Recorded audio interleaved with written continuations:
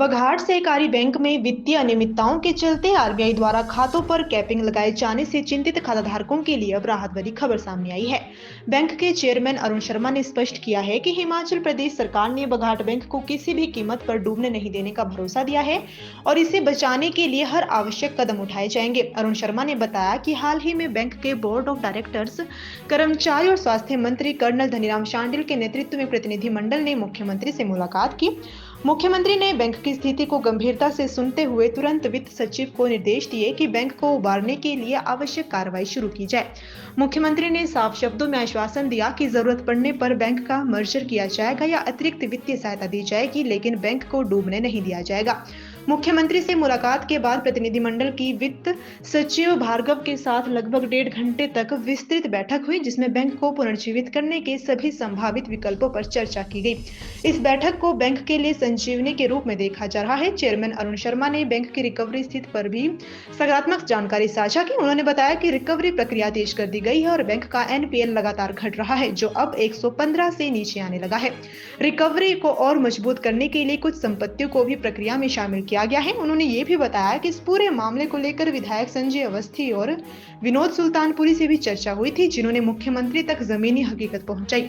अरुण शर्मा ने सोलन के नागरिकों, खाताधारकों, शेयरधारकों और विशेष रूप से 90 मिनी डिपॉजिटर्स से अपील की है कि वे अफवाहों पर ध्यान न दें और धैर्य बनाए रखें। उन्होंने भरोसा जताया कि सरकार के सहयोग से बघाट बैंक जल्द ही अपनी साख और भरोसा वापस हासिल करेगा और पहले की तरह ग्राहकों की सेवा में मजबूती से खड़ा होगा। कल बघाट बैंक का प्रतिनिधिमंडल, बोर्ड ऑफ डायरेक्टर और आदरणीय हमारे जो मंत्री हैं कर्नल धनीराम शांडिल जी और संजय शांडिल जी, उनके साथ बोर्ड ऑफ डायरेक्टर और जो भी हमारे एम्प्लॉइज थे वो मिले। आदरणीय मुख्यमंत्री जी ने पूरा आश्वासन दिया और हमारी बातों को पूरे को गौर से सुना और उसके बाद उन्होंने अपने वित्तीय सचिव को बुलाया और उसको आगे के कार्य करने के कहा, जो कि उन्होंने कहा मुझे जल्द से जल्द निपटाया जाए।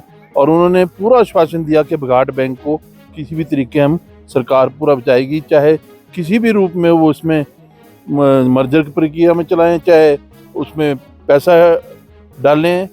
और उसमें हमारे साथ कल जो गए थे उसमें कृष्ण ग्रोवर जी गए थे, एनएल परिहार जी गए थे और बाकी एमडी गए थे और नंदलाल जी गए थे और मंजीत ठाकुर गए थे, नेगी गए थे। तो ये सब लोग गए और उसके बाद हमारी 1-1.5 घंटा वित्त सचिव भार्गव जी से बात हुई और उन्होंने हमारे पूरे केस को समझा, क्योंकि उनको मुख्यमंत्री जी ने अवगत कराया था कि इस बैंक को बचाने के लिए जो भी प्रयत्न करने पड़ेंगे वो करेंगे। मेरा सोलन के वासियों से, शेयर होल्डरों से और सभी लोगों से कि अफवाहों में ना आए। सरकार पूरा आश्वासन कर रही है और सरकार का पूरा हमारे पर हाथ है कि वो हमारे बैंक को किसी भी रूप में बचाएंगे। और मैं आप सबसे आशा करता हूं कि हम सब थोड़े टाइम के बाद अपनी उस दोबारा पेस में आ जाएंगे, जो हमारी छवि पहले थी उसी छवि में वापस आकर हम बघाट बैंक के लोग आप सबकी दोबारा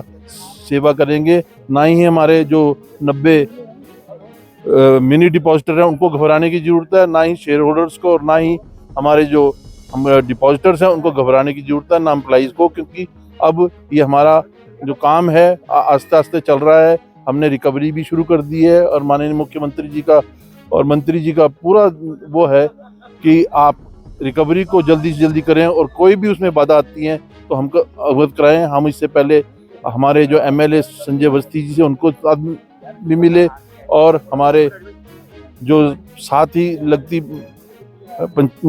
विधानसभा है आदरणीय हमारे भाई सुल्तानपुरी जी, विनोद सुल्तानपुरी जी से मिले। उन्होंने मुख्यमंत्री जी को हमारे बैंक के बारे में, हमारी स्थिति के बारे में बताया।